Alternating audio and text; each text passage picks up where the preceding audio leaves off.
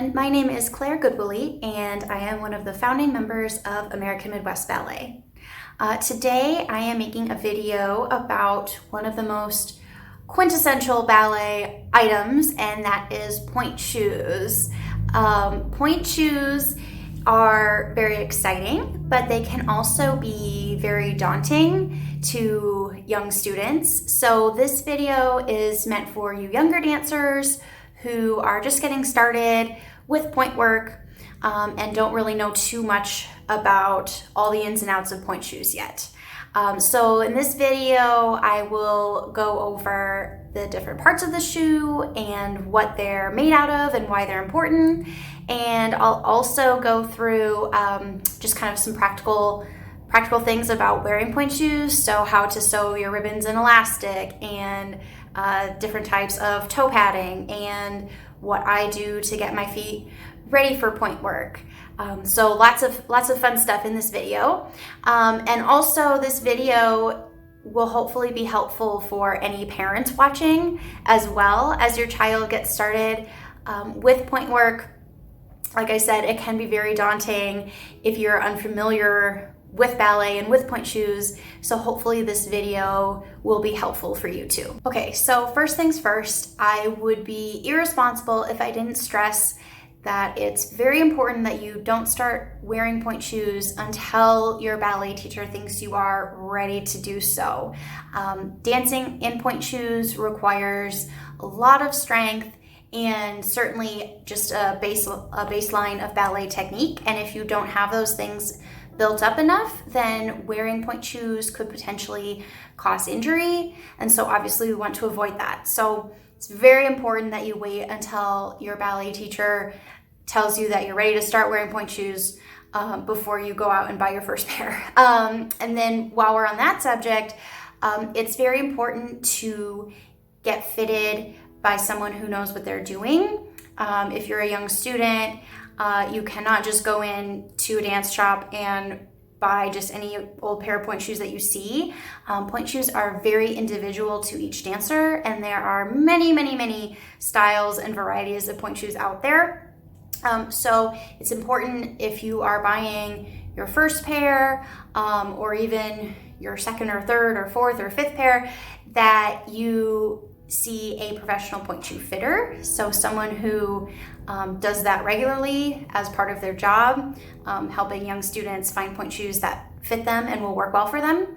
And it's also helpful to bring your ballet teacher with you if you can, because they know you and they know you're dancing, and so they might be able to provide some helpful guidance about what kind of pointe shoe might help you as you get started.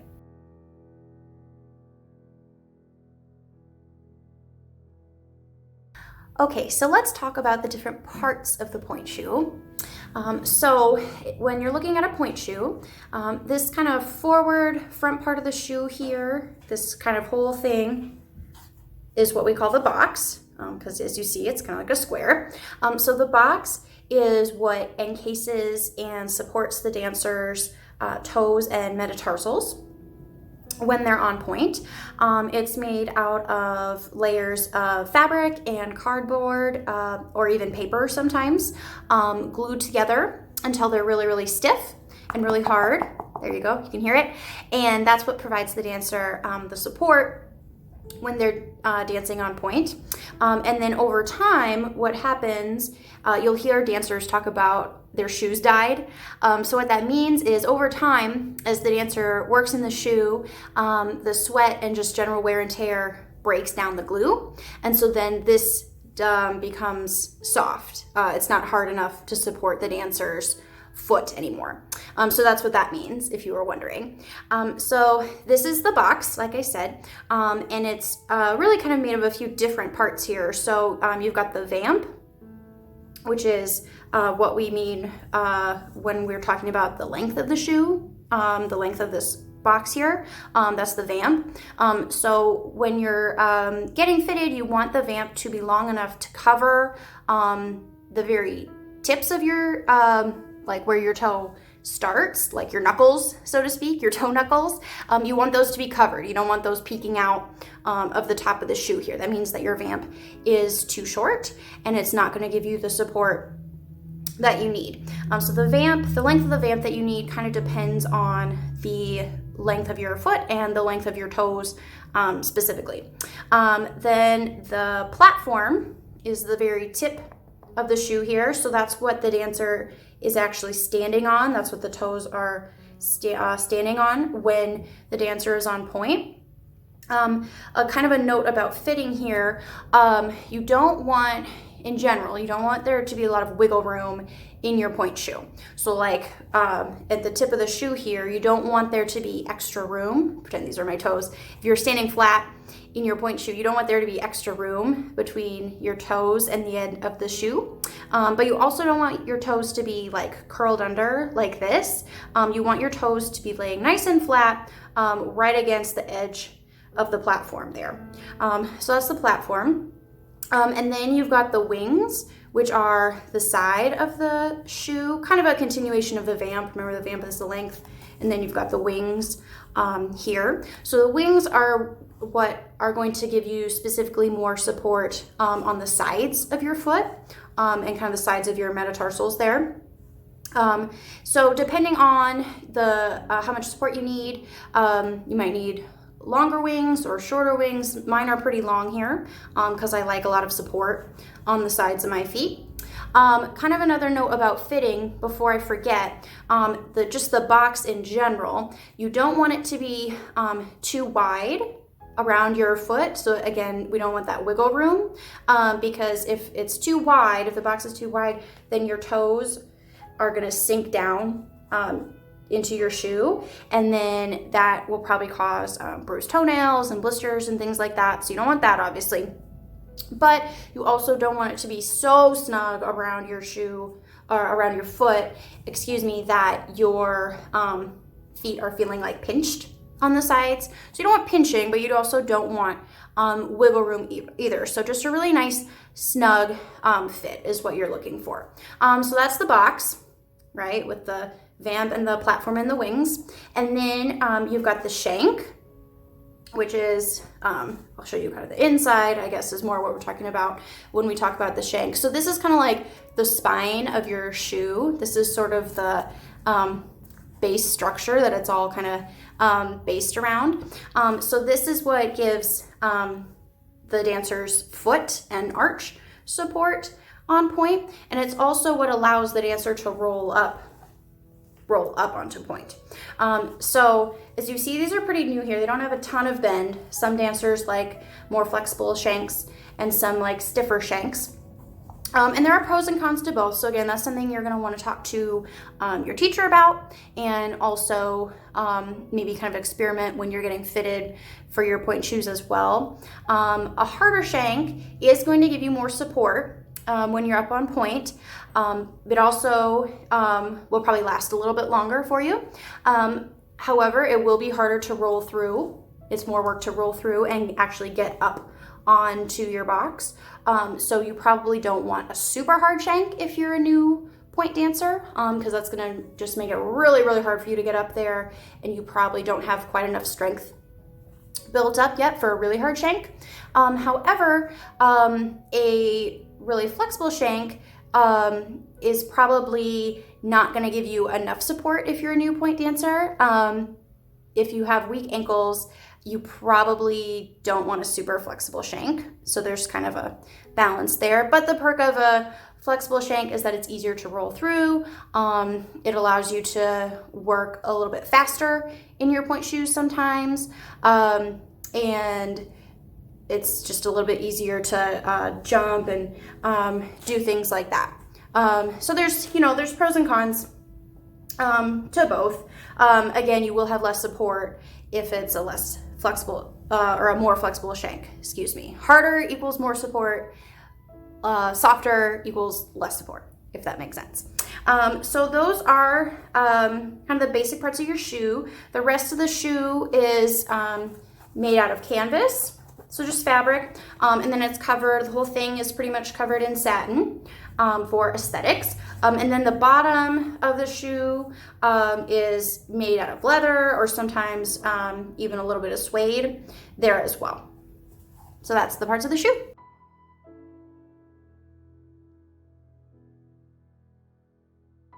So now let's move on to preparing your shoes and kind of breaking in your shoes and what that means. So when you hear a dancer talking about breaking in their shoes, it basically means it's like the initial sort of molding of the shoe to their specific foot. So pointe shoes, when they first come, even if they are more flexible shank, they are going to be really stiff and really hard because they're going to break down over time and gradually become less and less supportive. So they have to start really, really hard, which is great because you need that from your pointe shoe. However, usually they're so stiff and hard that they're not quite even pliable enough to really dance in them until you do a little something or two to them. So that's what breaking in your shoes means. And different dancers do different things. Like I mentioned, pointe shoes are super individual to each dancer. So even if two dancers were to wear the same exact kind of shoes, same company, same style, same shank, same box, everything, they might do different things to prepare their shoes or to break in their shoes. So dancers really definitely do make their pointe shoes their own specific shoes. So with breaking in your shoes, I don't generally do a lot. It might be because I'm lazy, but I think it's more because I think if you have to do tons of stuff to break in your shoes or prepare your shoes, they might not be the right shoe for you necessarily. But sometimes you gotta do what you gotta do and you gotta make it work. I usually just kind of bend the shanks a little bit to kind of make it, especially at the end here, I'll kind of bend it to make it a little more pliable so that it molds to my arch a little bit better when I'm in the shoe. Some dancers though take this a lot further and they cut off about this quarter end of the shank here. It's called 3/4ing your shoes, and it's just so that it molds to the dancer's arch a little bit better. It gives a little bit of a nicer shape, and it also does make it a little more flexible, like if you're doing a lot of jumps or things like that, but you still want a lot of support further up here. So that's kind of a little trick that dancers use to get the best of both worlds sometimes. Some dancers also like smash the shoes like in a doorway, like they put it in the doorway, then they close the door on the shank, and that kind of bends it and breaks it a little bit more. That was always a little too aggressive for my taste, but some people like it. And then something that pretty much every dancer does though, especially before you go on stage, is they bang the shoes against either the floor or against a wall. If you have like a brick wall handy, that's great. Kind of bang the shoes because you can hear they're quite hard, and so that can be really distracting when you're on stage, and especially if it's like a whole corps de ballet running around the stage with super hard shoes. That's where it gets to sounding like a herd of elephants. So generally we want to avoid that. So most dancers do bang their shoes at the very least as well, to prepare them before they dance in them. Also, I've kind of roughed up the platform, and then also even kind of the bottoms here a little bit. Like if I'm going to be dancing on kind of a more slippery stage or a slippery surface, I'll do that. And that takes away some of the worry of slipping on stage, because obviously that's not, not the greatest experience, not the end of the world, but also isn't the greatest feeling either. So I will do that sometimes. And I'm sure other dancers could give you lots of other tricks about breaking in and preparing your shoes and all these little extra things that they do. But for me, that's really about all I do is I bend the shank a little bit. I might rough up the bottoms, and I might bang them a little bit. And that's about all I do.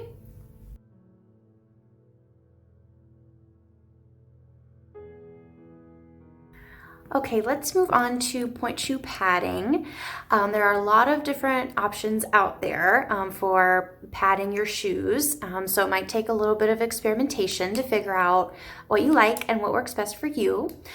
For beginning point shoe students, I would recommend either a fabric or a gel toe pad that you can get at a dance store. You might see more experienced professional dancers using paper towels or cotton balls or lamb's wool, or even just taping their toes and not using any padding. But for younger students, that's not usually what I would recommend. With toe padding, you want to be careful that you don't use too much though. You don't want it to be too bulky in your shoe because that can actually create pressure points on your toes, and that can create unnecessary blisters and bruised toenails. So of course we want to avoid that. Also, if your toe pads are too bulky, it might make it hard for you to feel the floor when you're dancing. So you want to, you don't want it to be painful, but you want to be able to feel the floor underneath your toes, and to help you kind of feel more where your balance is. And if you have too much toe padding, that's going to be hard to do. Also, too much padding can feel slippery in your shoes, which is not a great feeling either, and can also make it hard to dance and work through your feet properly. So you want to avoid too much padding for sure. One suggestion I would make too for young students is that you might want to look into wearing something or using something called toe spacers.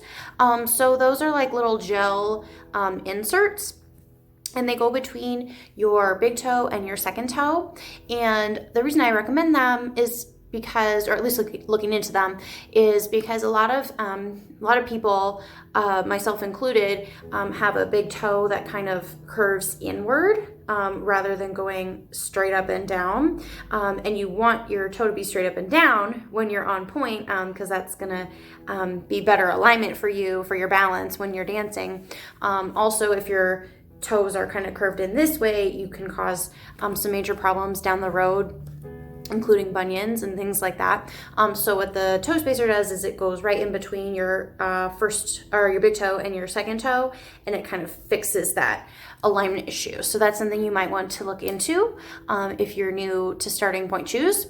One last word of advice too, and it kind of goes back into fitting your shoes, is if you find yourself adding in padding just to make your shoes feel like they fit, that is definitely a sign that you are wearing the wrong size of shoe, or possibly even the wrong style of shoe. So that's something to be on the lookout for too.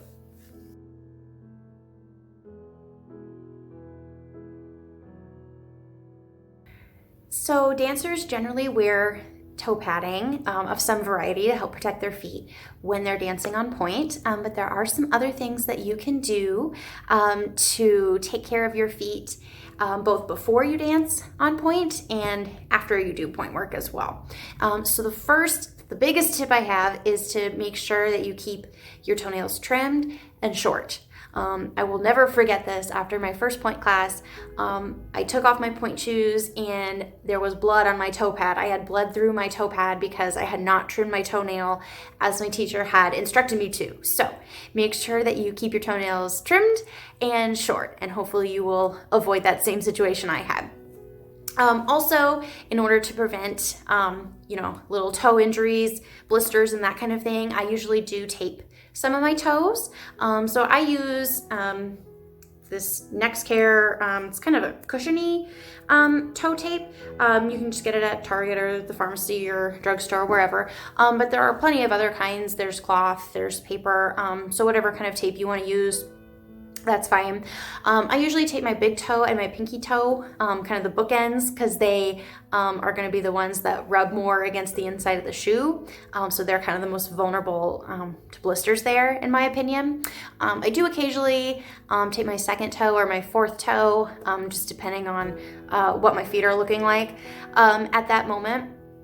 Now, toe tape really does help prevent blisters, but unfortunately, blisters are pretty common I guess, consequence of wearing point shoes regularly. So if and when you do get a blister, make sure that you are keeping it clean and dry and covered as you dance. Don't ever, stick your foot in a point shoe if you have a blister and just leave it as is. You need to clean it, you need to cover it. So either wash it out, or you can use an alcohol wipe even to just go over that blistered area and make sure it's nice and clean. And then use Neosporin so it doesn't get infected, and put a Band-Aid on it. And then I usually even put on a little tape over that to make sure the Band-Aid stays in place. You just really don't want to risk getting that blister infected as you're dancing on point. So make sure that you do that. And then you can let the blister kind of air out overnight. So don't wear socks or anything. Make sure you wash it, and then, just kind of let it air out overnight, and then it'll usually dry out a little bit faster and be on its way. So that's just a tip on handling blisters. Now, also before you dance on point, you want to make sure that your whole body is warmed up, but especially your calf and your ankles and your feet need to be warm in order to dance safely in point shoes. Usually, especially if you're a beginning student, your point class will come right after your ballet class. So it's not usually too much of an issue for younger students, but if you do for some reason have a big break in your day, and then you're expected to put on your point shoes and take class or rehearse, you want to make sure you take a little time to warm up that lower leg and those feet and ankles. So I like to do ankle exercises with a TheraBand for added resistance to get them warmed up again. But you can also just do, good old-fashioned pliés and relevés and some tendus and dégagés, and that should do the trick for you too. So that's all what you can do before you put on your point shoes. After a day of class or rehearsal in your point shoes, you want to make sure that you are cooling down properly and taking care of your feet to prevent injury. So first and foremost, make sure you really stretch your calves out after you take point class. Also, it's good to massage them if you have the time. You can use, a tennis ball or a foam roller, or even just your thumbs, good old-fashioned thumbs, and just dig in there and really try and get a nice calf massage in. Your calves work really hard when you dance on point. Same thing goes for your feet too. So again, you can just, use your hands and massage your feet, but I like to use a couple things. I like to use this foot roller. I usually just put it on the floor and then step on it, and then just go to town massaging my feet. All the little spikes get in there really nice. Also for my Achilles, I like to use a spiky ball. It just kind of gets into the Achilles a little bit better with the shape of it. So those are things I like to use too, to massage my feet. I also like to soak my feet in a warm Epsom salt bath. The Epsom salt just kind of helps soothe tired and sore and achy feet. So that's a good thing that you can do too. So bottom line is just make sure that you're taking care of your feet before you dance and after you dance, and you should be good to go.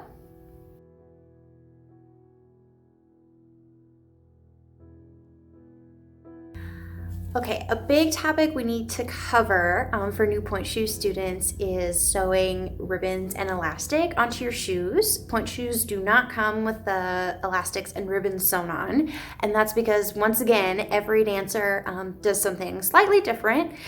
So it's up to you to sew your ribbons and elastics on your shoes.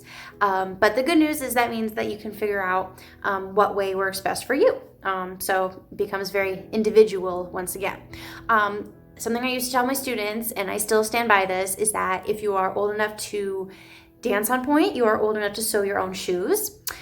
So if you're new to point, my rule of thumb is that your parent or guardian can help you sew your first pair of shoes, and then after that, it's all on you, baby. So you gotta learn how to sew those shoes. It's not that hard.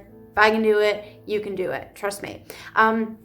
So I use, this is a pair of shoes that I use, or that I actually, these are brand new. I haven't really used these yet. As you can see, I use double elastic. Some dancers you'll see there's just like one strip of elastic, like from there to there, just one. But I use two because for me, it helps me feel more secure that my shoe is going to stay where I want it. And also it gives me a little bit more support for my arch as well. So that's why I do double the elastics.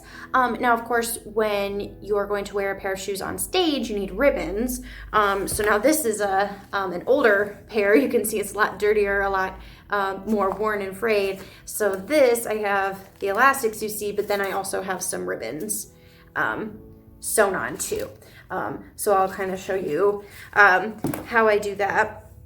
Now, one tip that I have for sewing your ribbons and elastic, instead of using just normal thread, I use dental floss. And you know, you can use it just like the thread in the needle, but it's a lot thicker and more durable. So you can do fewer stitches and it's gonna hold the same way. So that is just a little tip from me to you to use some dental floss.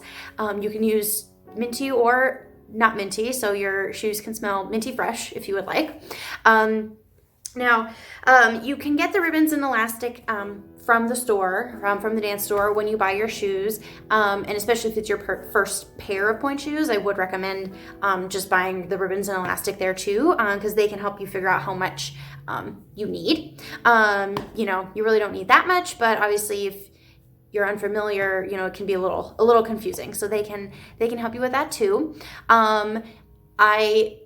Another tip for you is that I like to recycle my ribbons and elastics. So, you know, when I've worn a pair of shoes to the point where they are no longer safe for me to dance in, they're too worn down, I take them off of that pair of shoes because I'm not going to use them anymore anyway, and then I sew them onto my next pair.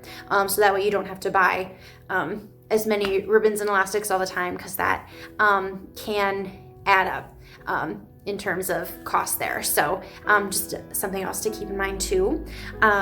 Now, it's a little hard for me to, I don't know how well you're gonna be able to see this, but let's see what I can do. So if you see here, so this is sort of one elastic, and this is I must have taken my time and sewed this pair pretty nicely. They're usually not quite this neat. But so what I do is I just do almost like a box when I sew. So I thread the needle with my floss, and then I just go in and out and in and out. And if you can see, I go down and I go over and I go back up. And then I knot. You could go, I guess, all the way across again if you really wanted to, but I don't go quite that far. But so you see, it's really not that complicated to sew your ribbons and elastic. And I do the same thing with the ribbons too. I don't know if you can see, as you can see. So I sew the elastics first. So I do my elastics. And then if I'm gonna put a pair of ribbons on the shoe, like if they're gonna be for a performance, I kind of overlap the ribbon over the elastic, and then I do the same thing. I thread the needle and I go in and out, and I go down, over, and up with the ribbon. So as you can see, it's very simple. It's not rocket science. So again, my young students, if you can dance on pointe, you can sew your ribbons and elastics, okay? Now I will, I guess, show you how to tie your shoes too here. I'm gonna have to adjust my camera here. But it's also important, you know, your teacher should be giving you guidance too on how to sew your ribbons and elastic and how to tie them and all that too. So, you know, keep in mind that this video should not be your only resource for that. Your teacher should be helping you out with that too. And if they're not, make sure you ask them.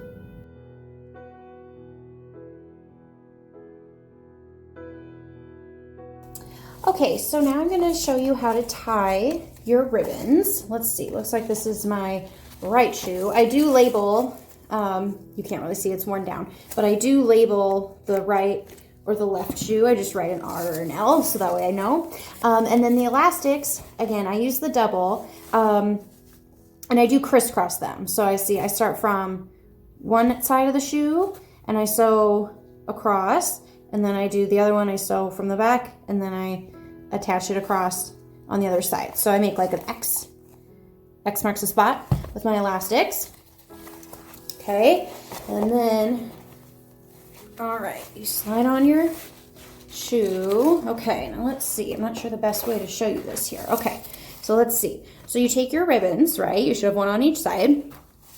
Okay, and it doesn't really matter which ribbon you cross over first. So you just cross your ribbons like that. 1, 2, okay. Then you wrap them around the back of your ankle. So now you're here. So now you should be back in the front. Then you wrap them one more time. Boom, boom. And then you are going to tie them on the inside. Now these ribbons are already cut a little bit shorter. If it's your first pair or a brand new pair, it's more than likely that you'll have a lot of extra ribbon on the end there, and you're going to want to trim that so that the way they can stay knotted, like I'll show you in a second. So I've got my ribbons and I do a double knot. So 1, 2 on the inside there, and then I kind of wrap them under, kind of like a little burrito, and then I tuck them underneath the ribbon you already wrapped around. And voila, you're ready to go and dance on point. I'll redo that for you one more time in case you missed it. Now, you probably can't tell in the video, these ribbons are actually, they're kind of a stretchier material. They're not just like a plain satin traditional ribbon. And you can use those too. Those are totally fine. There's nothing wrong with those. But I like to use these stretchy ribbons because they're nicer on your Achilles tendon. And it can help avoid tendinitis and things like that. So once again, here I'll start over. So you've sewn on your elastics, you've sewn your ribbons, you're ready to tie them. So you have one in each hand, one ribbon in each hand. You cross over. Again, it doesn't matter which one goes on top. So now you've got an X kind of in the front of your foot there. You wrap the ribbons around the back of your ankle. Now you're back in the front again. You take them back to the back again. So now you're here, right? And then move them to the side a little bit, to the inside of your ankle, and then that's when you double knot. 1, 2. Again, you don't really want a whole lot of excess here, okay? Only a couple inches so that you have enough to fold under, but really that's all you need. So you kind of fold it under like that, and then take all of that and tuck it in to the ribbon that you wrapped around your ankle. Okay, so you can see why you don't want a lot of excess ribbon there. Otherwise, it's just gonna fall right out, okay? So you are probably gonna need to trim your ribbons a little bit, but make sure you don't trim them before you tie your shoe, so that way you have enough. You don't wanna have your ribbons too short, because then you can't tie them all the way around your ankle, okay? And that is how you tie your ribbons.